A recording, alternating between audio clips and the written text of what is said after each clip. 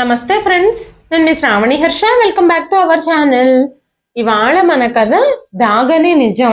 కథని చివరి వరకు వినండి. నచ్చితే కనుక ఖచ్చితంగా తప్పకుండా ఒక్క లైక్ చేయండి. ఈ కథ పైన మీ విలువైన స్పందనని కామెంట్ రూపంలో మాకు తెలియజేయండి.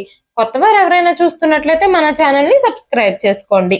జానకమ్మ గారు పదే పదే రోహిత్కి ఫోన్ చేస్తూనే ఉండేవారు. బాబు రోహిత్, మీ నాన్న చాలా అనారోగ్యంతో ఉన్నారు. నువ్వు ఒక్కసారి వచ్చి ఆయన్ని కలిసి వెళ్ళు. నిన్ను చూడాలని ఆయన పదే పదే తాపత్రయపడుతున్నారు. రోజు నిన్ను పిలవమని అడుగుతూనే ఉన్నారు అంటూ చెబుతూ ఉంది. కానీ రోహిత్కి ఇంటికి వెళ్ళడానికి ఇష్టం లేక తన ఫోన్లో తన తల్లిదండ్రుల నెంబర్ని బ్లాక్ చేశాడు. తన తల్లిదండ్రులంటే రోహిత్కి అస్సలు ఇష్టం లేదు. వాళ్ళని అసహించుకోవడం కూడా మొదలు పెట్టాడు. కొన్ని రోజుల తర్వాత రోహిత్ తండ్రి విశ్వనాథం గారు చనిపోయారు అన్న వార్త రోహిత్కి తెలిసింది. కానీ రోహిత్ తన తండ్రి అంత్యక్రియలకు కూడా వెళ్ళలేదు. 10 రోజుల క్రితం జానకమ్మ గారు రోహిత్కి ఫోన్ చేసి ఒక విషయం చెప్పారు. ఆ విషయం వినగానే రోహిత్ పరిగెత్తుకుంటూ తల్లి దగ్గరకు వెళ్ళాడు. జానకమ్మ గారు చెప్పిన విషయానికి రోహిత్కి ఒక్కసారిగా గుండె జారిపోయినంత పని అయింది. తన తల్లి నుంచి అలాంటి ఒక వార్త విన్నప్పుడు రోహిత్ మనసంతా ముక్కలు ముక్కలైపోవడం ప్రారంభించింది. తను కోపంగా తన తల్లిని తిట్టడం మొదలుపెట్టాడు.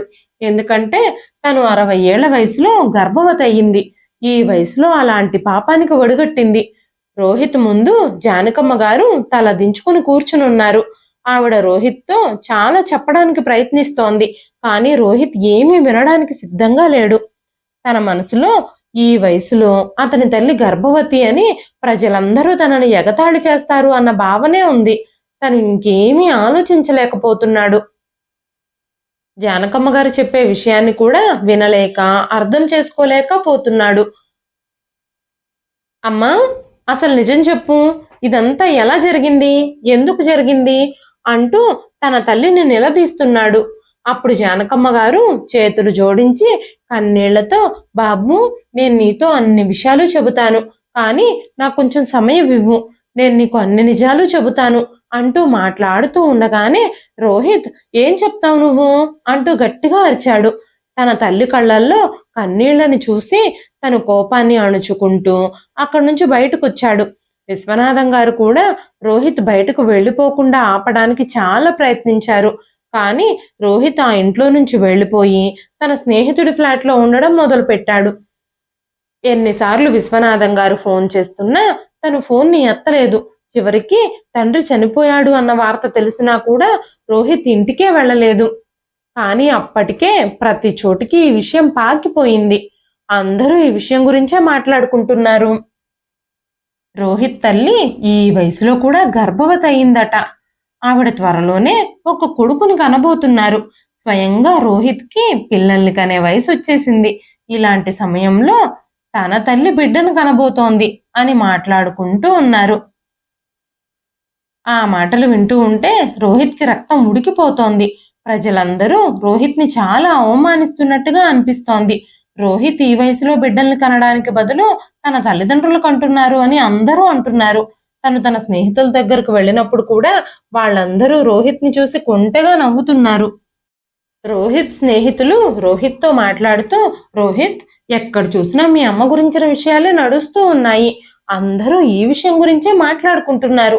ఈ వయసులో నీకు బుజ్జి తమ్ముడు రాబోతున్నాడు అంటూ తనని ఆట పట్టించడానికి ప్రయత్నిస్తూ తనని చూసి నవ్వుతూ ఉన్నారు.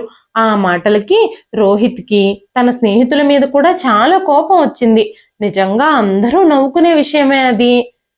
అందరూ నవ్వుకునే విషయం మీ కుటుంబంలో జరిగింది. అలాంటప్పుడు నువ్వు కోపం తెచ్చుకుని ఏం లాభం అంటూ తన స్నేహితులు రోహిత్తో చెబుతున్నారు. ఇప్పుడు రోహిత్ దేనిని తట్టుకోలేకపోతున్నాడు.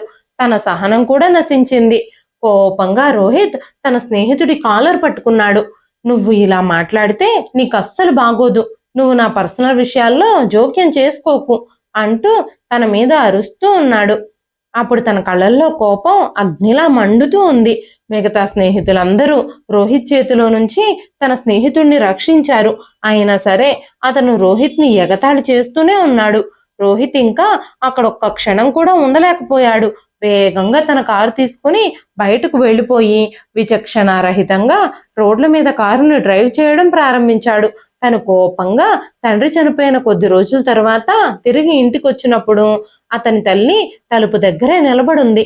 ఇంకా నా కోసం నువ్వు ఎదురు చూస్తూనే ఉన్నావా? నిన్ను అమ్మ అని పిలవాలంటే కూడా నాకు అసహ్యంగా ఉంది. బయట నాకంటూ ఉన్న గౌరవం, మర్యాద ఇప్పుడు ఏమాత్రమూ మిగిలి లేదు. అందరూ నన్ను చూసి మొహం మీద నవ్వుతున్నారు అంటూ రోహిత్ కోపంగా అన్నాడు. వెంటనే జానకమ్మ గారు, బాబు రోహిత్, నేనెప్పుడూ నీ మంచినే కోరుకుంటాను. నీకు చెడు జరిగే పని నేనెప్పుడూ చెయ్యను. కానీ నీకు తెలియాల్సిన నిజాలు చాలా ఉన్నాయి. అవి తెలుసుకునే సమయం ఇంకా రాలేదు.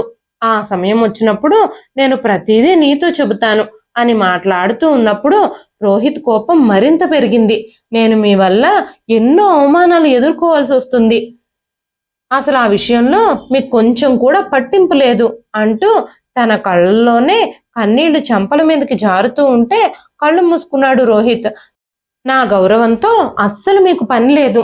అందరూ గౌరవించే స్థానంలో ఉన్న నేను ఇప్పుడు అందరి చేత అవమానాలు పడాల్సి వస్తుంది అంటూ రోహిత్ కోపంగా తన గదిలోకి వెళ్ళిపోయాడు. రాత్రి 12 గంటలు దాటింది. జానకమ్మ గారి ముఖం మీద వింత కఠినత్వం ఉంది. ఆవిడ ఈ విషయం గురించి చాలా తీవ్రంగా ఆలోచిస్తున్నారు. చాలాసేపు మంచం మీద కూర్చొని శూన్యంలోకి చూస్తూ ఆలోచిస్తూనే ఉన్నారు ఆవిడ.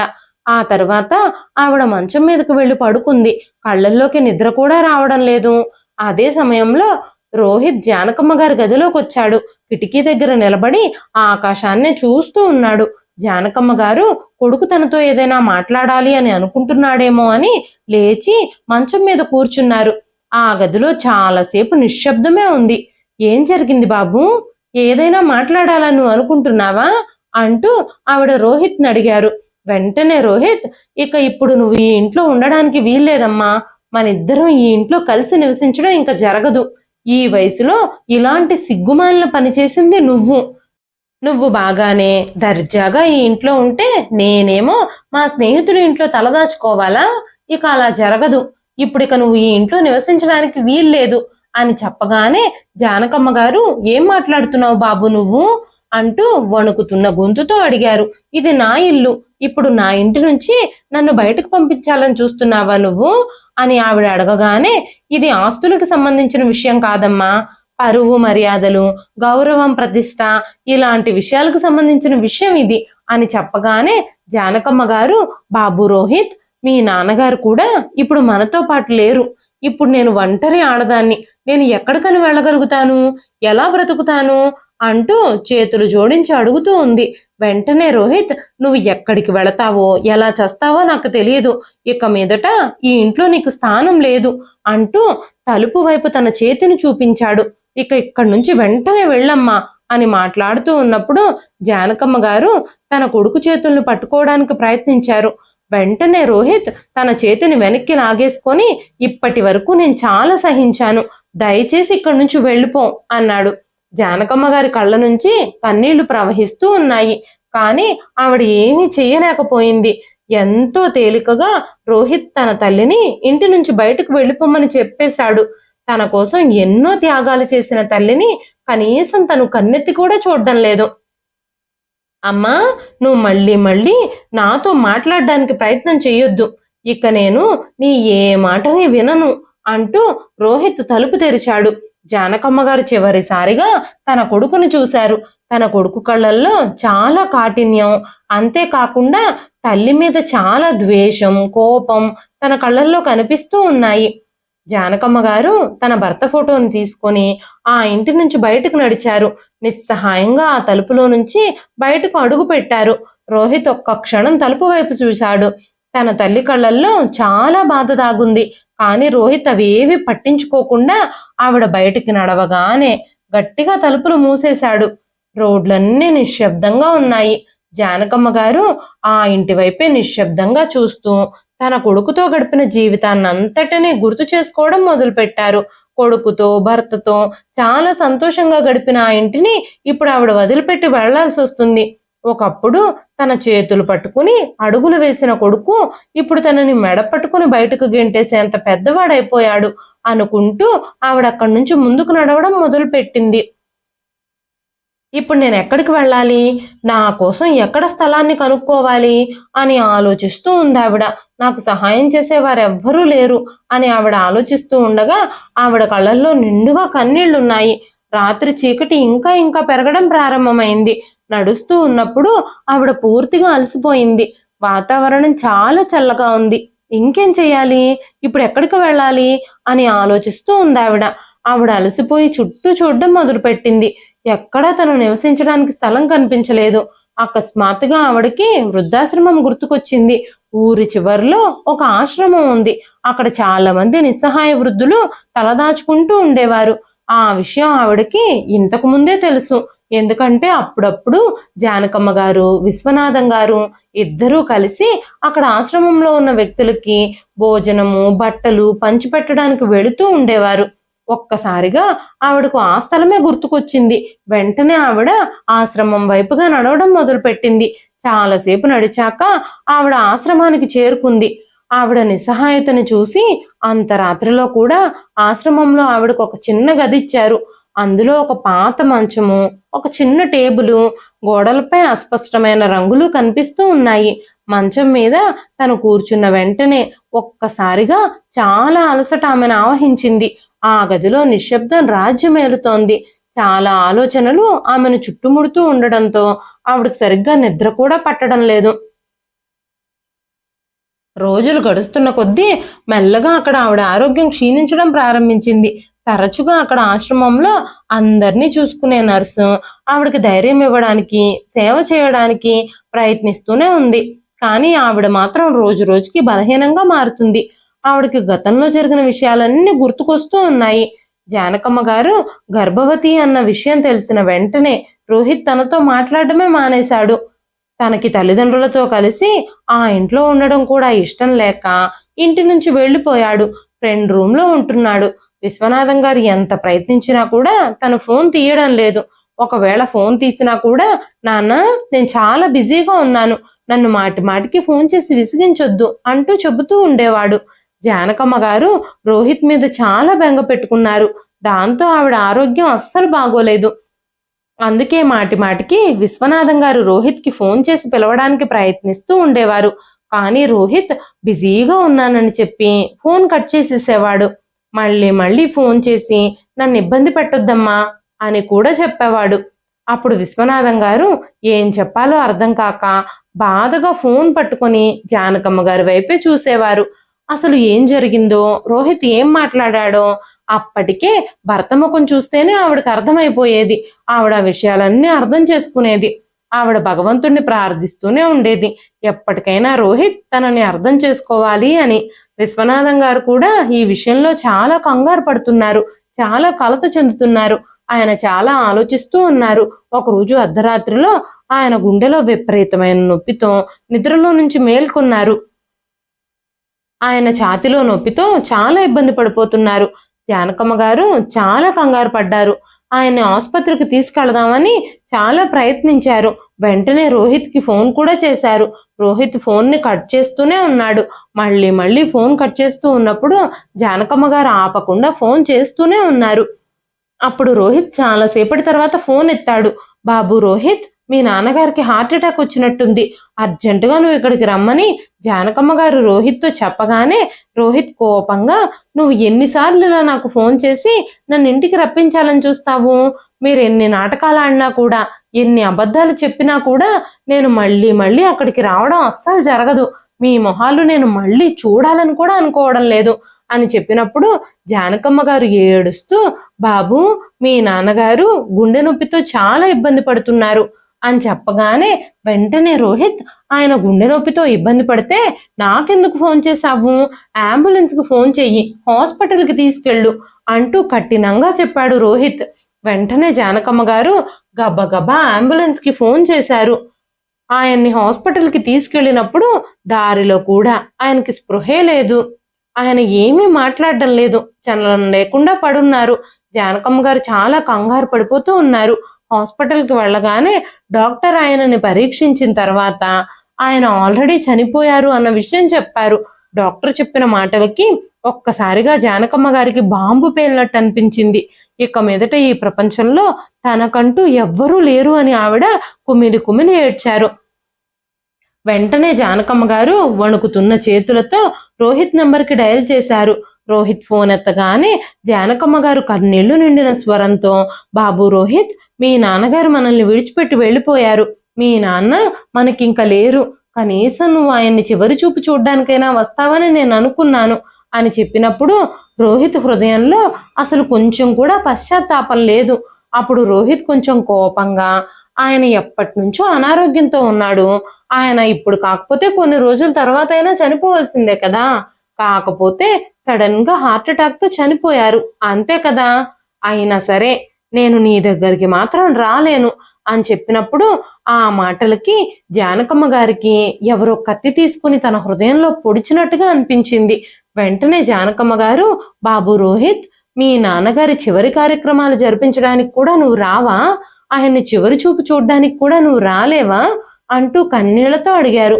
వెంటనే రోహిత్, నీ డ్రామాలన్నీ ఆపమ్మా, నాకు రేపు ఆఫీస్లో ఇంపార్టెంట్ మీటింగ్ ఉంది, నేను ఎక్కడికి రాలేను, అంత్యక్రియలన్నీ నువ్వే చేసుకో, వాటికి సంబంధించిన ఏర్పాట్లన్నీ నువ్వే ఎలాగోలా చేసుకో అని చెప్పి ఫోన్ పెట్టేశాడు. జానకమ్మ గారికి గుండెంతా నొప్పిగా అనిపించింది. ఆవిడ పెదవులు వణుకుతున్నాయి, కళ్ళ నుంచి కన్నీళ్లు ప్రవహించడం ప్రారంభించాయి. కానీ ఆపుకోలేక ఆవిడ చాలా ఏడుస్తున్నారు.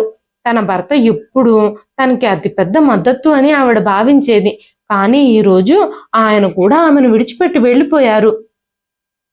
ఆ క్షణంలో తన జీవితం అంతా శూన్యంలా మారిపోయింది. ప్రాణంగా పెంచుకున్న కొడుకు కూడా ఇప్పుడు ఆమెను ఒంటరివాణ్ణి చేసేశాడు. ప్రాణం లేని శవంలాగా తన భర్తని హాస్పిటల్ స్ట్రెచ్చర్ మీద చూసినప్పుడు ఆవిడ కళ్ళన్నీ బాధతో నిస్సహాయతతో నిండిపోయి ఉన్నాయి. ఆయనని ఇంటికి తీసుకెళ్లిన తర్వాత కూడా రోహిత్ ఆచూకీ లేదు. కనీసం తన తండ్రి అంత్యక్రియలకు కూడా రాలేదు తను. జానకమ్మ గారే విశ్వనాథం గారి అంత్యక్రియలన్నింటినీ పూర్తి చేశారు. ఈ విషయాలన్నీ ఆవిడ ఆశ్రమంలోనే ఒక బెంచ్ మీద కూర్చొని ఆలోచిస్తూ ఉంటే ఆవిడకు తెలియకుండానే ఆవిడ కళ్ళల్లోంచి కన్నీళ్లు కారుతూనే ఉన్నాయి. ఆ తర్వాత ఆఫీస్లో కూడా చాలా మంది రోహిత్ ని తన తండ్రి చనిపోయినందుకు పరామర్శించడానికి ప్రయత్నించారు. అప్పుడు తనతో పాటు పనిచేసే కొలీగ్ రోహిత్తో, రోహిత్, మీ నాన్నగారు చనిపోయారని నేను విన్నాను, ఇది చాలా బాధాకరమైన విషయం, కానీ ఇవన్నీ జీవితంలో ఒక భాగమే అంటూ మాట్లాడడానికి ప్రయత్నించినప్పుడు రోహిత్ కోపంగా, ఇవన్నీ అందరి జీవితాల్లోనూ జరిగేవే, నువ్వు నన్ను పరామర్శించడం ఆపి నీ పని మీద శ్రద్ధ పెట్టు, వ్యర్థమైన విషయాల కోసం టైం వేస్ట్ చేసుకోకు అని చెప్పి తన ఫైల్లో బిజీ అయిపోయాడు. తన ముఖంలో ఎక్కడ విచారం కానీ దుఃఖానికి సంబంధించిన ప్రభావం కానీ లేదు. మెల్లమెల్లగా జానకమ్మ గారికి కూడా కన్నీళ్లే ఆహారంగా మారాయి. ఆమె ఆరోగ్యం చాలా అధ్వానంగా మారిపోయింది. కానీ తన కడుపులో పెరుగుతున్న చిన్న జీవితం కోసం ఆవిడ ప్రతిసారి ధైర్యం తెచ్చుకొని తనని తాను ఓదార్చుకోవడానికి ప్రయత్నిస్తూ ఉంది. ఆవిడ తన కడుపు మీద చెయ్యి పెట్టుకొని, ఈ లోకంలో మీ నాన్న జ్ఞాపకంగా మిగిలింది నువ్వు మాత్రమే నాకు, నిన్ను ఎలాగైనా సరే నేను కాపాడుకుంటాను అంటూ చెబుతూ ఉండేవారు ఆవిడ. రాత్రిపూట తన గదిలో కూర్చుని రోహిత్ చిన్నప్పటి ఫోటో చూస్తూ, తన అమాయకపు చిరునవ్వుల్ని చూస్తూ, క్షణం కూడా ఈ తల్లిని వదిలి ఉండలేని అమాయకపు పిల్లాడు ఇప్పుడు తల్లిని అసహించుకునే స్థితిలోకి వచ్చాడు అని ఆవిడ కన్నీళ్లు పెట్టుకుంది. జానకమ్మ గారు ఒంటరితనంతో నిశ్శబ్దంగా ఆశ్రమంలో గడుపుతున్నారు. ఆశ్రమంలో ఉన్న వాళ్ళు ఆవిడ ఆరోగ్య పరిస్థితి చాలా తీవ్రంగా ఉండడంతో ఆమెను హాస్పిటల్కి తీసుకెళ్లినప్పుడు డాక్టర్, ఈ వయసులో ఆవిడకు గర్భం రావడం ఎలా సాధ్యమైంది, ఆవిడ నివేదికలో చూస్తే వైద్యులు కూడా అలాంటి వయసులో గర్భం రావడం అసంభవం అని ఆలోచిస్తూ ఉన్నారు. కానీ వాస్తవం ఏమిటంటే ఆవిడ నిజంగానే గర్భవతి. అది వైద్యశాస్త్రంలోనే ఒక అద్భుతం లాంటిది, మీకు కొన్ని పరీక్షలు చేయాల్సి ఉంటుంది అని డాక్టర్లు చెప్పినప్పుడు జానకమ్మ గారు నిశ్శబ్దంగా డాక్టర్ వైపు చూస్తూ, నాకు వేరే పరీక్షలు ఏమీ అవసరం లేదు, అంతా బాగానే ఉందని నాకు తెలుసు, నాకు ఎలాంటి పరీక్షల అవసరమూ లేదు, నా బిడ్డ బాగానే ఉంటుంది అంటూ ఆవిడ నర్సులతోనూ డాక్టర్లతోనూ చెప్పింది. అక్కడ డాక్టర్లు ఇంకా నర్సులు ఒకరినొకరు ఆశ్చర్యంతో చూస్తూ ఉన్నారు. డాక్టర్ ఆవిడతో, అమ్మా, ఈ వయసులో ఇది చిన్న విషయం ఏమీ కాదు, మీరు ఈ పరిస్థితుల్లో చాలా జాగ్రత్తగా ఉండాలి అని చెప్పి మీకు రకరకాల పరీక్షలు చేయాలి, ఈ కడుపులో బిడ్డ ఎలా ఉందో, ఏ పరిస్థితుల్లో ఉందో చూడాలి, దానికి సంబంధించిన మందులు వాడాలి అని చెప్పారు. కానీ ఆవిడ చెయ్యి పైకెత్తి, నాకు వేరే పరీక్షలు ఏమీ అవసరం లేదు, నాలో కాస్త బలహీనత ఉంది, కానీ ఈ విషయాలన్నీ మీరు కూడా ఎవ్వరితోనూ పంచుకోవద్దు అని చెప్పినప్పుడు డాక్టర్ ఆవిడకి స్కానింగ్ చేయాలని చెప్పారు. కనీసం స్కానింగ్ అయినా చేయించుకోండి, పుట్టే బిడ్డ ఆరోగ్యంగా ఉన్నాడో లేదో తెలుస్తుంది అని చెప్పినప్పుడు ఆవిడ స్కానింగ్ చేయించుకోవడానికి కూడా ఒప్పుకోలేదు. డాక్టర్లు ఎంత చెబుతున్నా వినకుండా, ఏ పరీక్షలు చేయించుకోకుండా ఆవిడ హాస్పిటల్ నుంచి ఆశ్రమానికి వెళ్ళిపోయింది. రాత్రి ఒంటరిగా తన గదిలో పడుకున్నప్పుడు తన బలహీనమైన వేళ్ళని తన కడుపు మీద ఉంచుకొని తను వింత అనుభూతిని పొందింది. తన శరీరంలో వింత భయం ఉంది. డాక్టర్ ఆవిడకి స్కానింగ్ చేస్తానన్నప్పుడు డాక్టర్కి ఆవిడకి మధ్య జరిగిన సంభాషణ అంతా ఆవిడ గుర్తు చేసుకోవడం మొదలుపెట్టింది. అప్పుడు డాక్టర్ ఆవిడతో, అమ్మా, ఇది ఎలా సాధ్యమైంది? ఈ విషయం గురించి మీరు ఎవరితో అయినా చెప్పారా? మాకు తెలుసుకోవడం అవసరం, దయచేసి చెప్పండి అని అడిగినప్పుడు జానకమ్మ గారు నిశ్శబ్దంగానే ఉన్నారు. ఆమె ఆ విషయం గురించి చెబితే ప్రజలందరూ ఆశ్చర్యపోతారని ఆమెకి తెలుసు. వీళ్ళందరూ అసలు ఏం జరిగింది, ఎలా జరిగింది అనే విషయాలు తెలుసుకోవడానికి ప్రయత్నిస్తున్నారు. కానీ రోహిత్ మాత్రం ఎప్పుడూ తన తల్లి ఇవన్నీ ఎందుకు భరిస్తుందో తెలుసుకోవాలని కూడా అనుకోలేదు.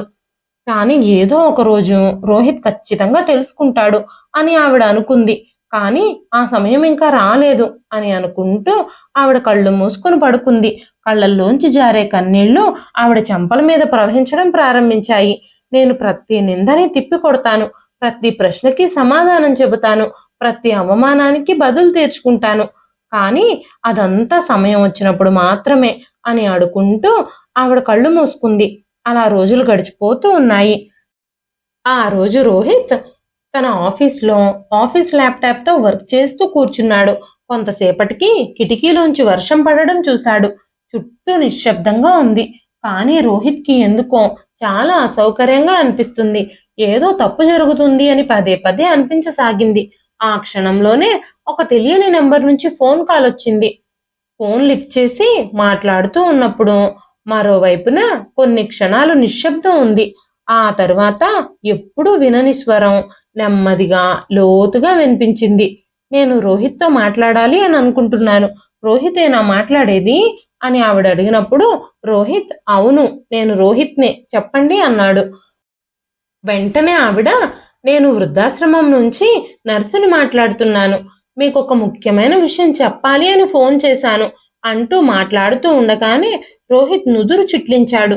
ఆవిడ ఒక్క క్షణం ఆగి, మీకు ఒక శుభవార్త, మీకు తమ్ముడు పుట్టాడు అని చెప్పినప్పుడు రోహిత్ ఒక్కసారిగా ఏదో చెడ్డ వార్త విన్నట్టుగా ఆశ్చర్యపోయాడు. మీ అమ్మ ఒక కొడుకుకు జన్మ ఇచ్చింది అంటూ నర్సు చెప్పింది.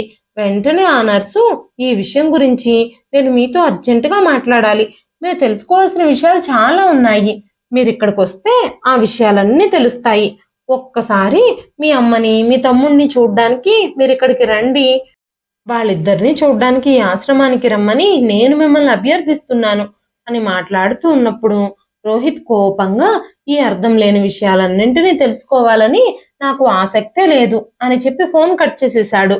ఫోన్ పెట్టేసిన తర్వాత రోహిత్ ఒక్కసారిగా గట్టిగా ఊపిరి పీల్చుకున్నాడు. కానీ తన గుండె చప్పుడు మాత్రం తీవ్రంగా అయ్యింది. ఏం జరుగుతుంది అంటూ తనని తానే ప్రశ్నించుకున్నాడు. నాకొక తమ్ముడు జన్మించాడా?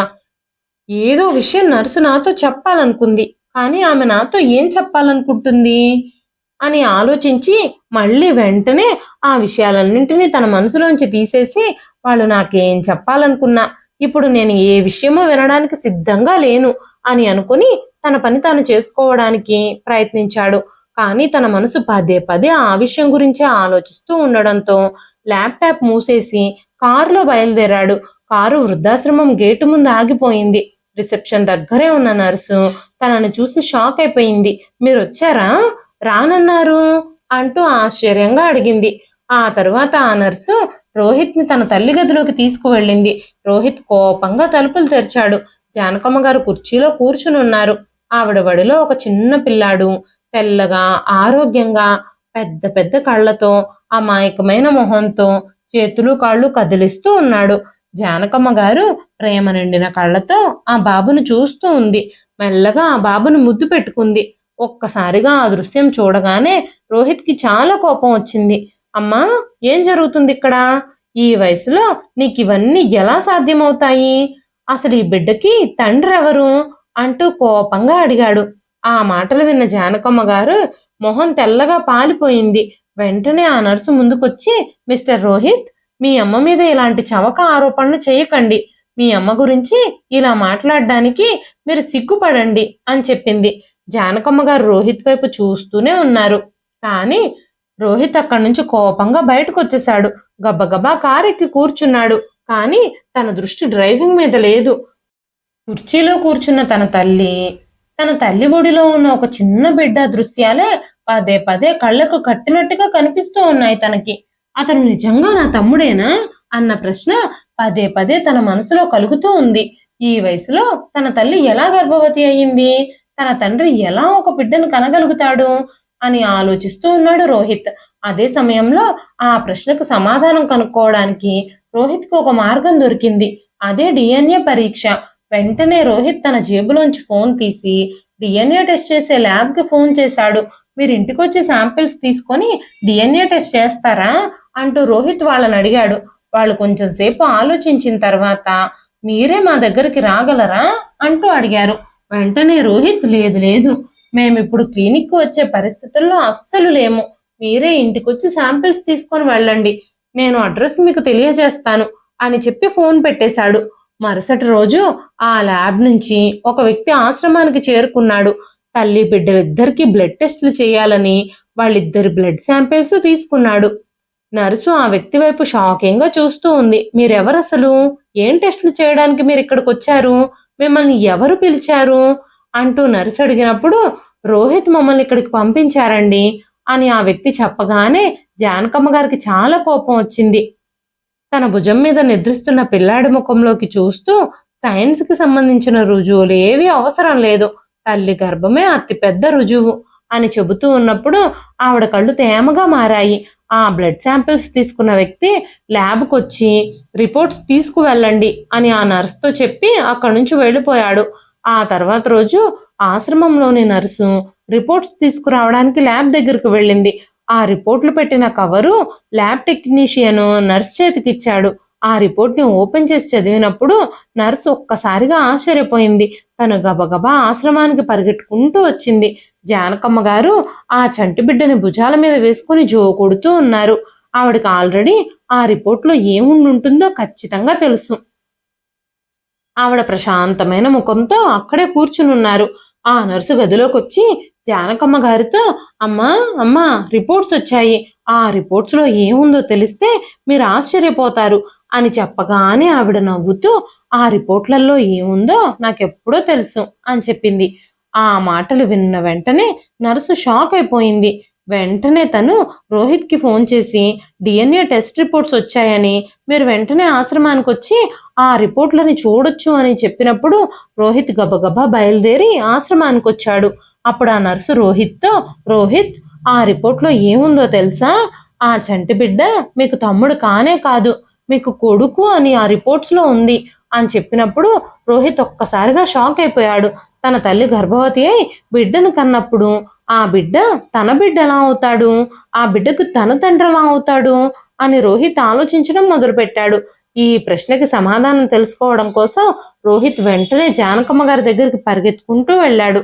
జానకమ్మ గారు ఆ బిడ్డని ఒళ్ళో పడుకోబెట్టుకుని కూర్చునున్నారు. రోహిత్ని చూడగానే జానకమ్మ గారు నవ్వుతూ, సమయం వచ్చినప్పుడు అన్ని నిజాలు తెలుస్తాయని నేను నీతో ఆల్రెడీ చెప్పాను కదా, ఆ సమయం వచ్చేసింది అంటూ అన్నారు. వెంటనే రోహిత్, ఏంటమ్మా ఇది? నీ కడుపును పుట్టిన బిడ్డకి నేను తండ్రిని ఎలా అవుతాను? అసలు ఏం జరుగుతుంది ఇక్కడ? అసలు ఇదంతా ఎలా జరిగింది అంటూ ఆశ్చర్యంగా అడుగుతున్నాడు. అప్పుడు జానకమ్మ గారు, నిజంగా ఇది నీ బిడ్డే, నీ పాపానికి ప్రతిరూపం. నీకు సరిత గుర్తుంది కదా అంటూ అడగగానే ఒక్కసారిగా రోహిత్కి 9 నెలల క్రితం జరిగిన పాత విషయాలన్నీ గుర్తుకొచ్చాయి. ఆ విషయాల గురించే రోహిత్ ఆలోచించడం మొదలుపెట్టాడు. సరిత రోహిత్కి ఆఫీస్లో కొలీగ్.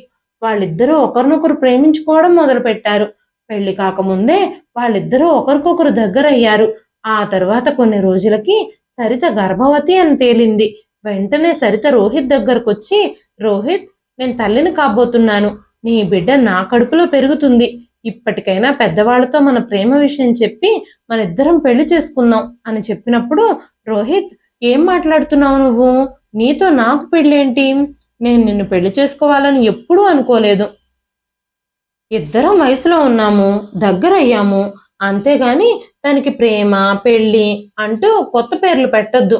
ఇప్పుడు 2వ నెలే కాబట్టి ఎలాంటి ఇబ్బంది ఉండదు. అబోర్షన్ చేయించేసుకొని హాయిగా నీ జీవితాన్ని జీవించు. కావాలంటే మన ఇద్దరం మళ్ళీ ఇలాగే కలుసుందాం. నాకు ఎలాంటి అభ్యంతరమూ లేదు అంటూ చాలా చీప్గా మాట్లాడాడు. ఆ మాటలకు సరితకి చాలా కోపం వచ్చింది. సరిత తన బిడ్డను చంపుకోవాలని అస్సలు అనుకోవడం లేదు.